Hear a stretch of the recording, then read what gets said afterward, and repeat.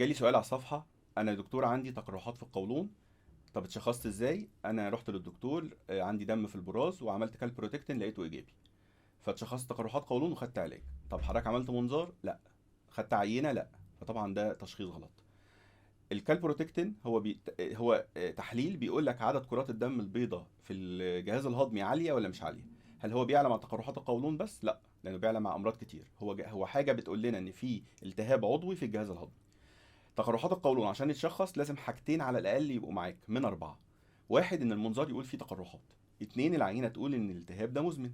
تلاتة، إن الأشعة المقطعية تقول إن في سماكة في الجدار في المنطقة دي. ثالثا، الأعراض مع حاجات تانية. طيب أنا لو عندي أعراض اللي هو الدم في البراز والكالبروتكتين عالي، ده كافي للتشخيص؟ لا. لا، فبالتالي في ناس كتير بتتشخص غلط على انها تقرحات قولون عشان الكالبروتكتين عالي. لا، الكالبروتكتين بيعلى في حاجات تانية.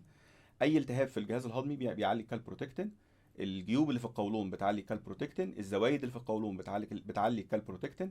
القرح لاسباب اخرى غير تقرحات القولون تعلي الكالبروتكتين. فمش معنى ان الكالبروتكتين عالي وحضرتك عندك دم في البراز يبقى انت تقرحات قولون. ثانيا، لازم نعرف شده المرض.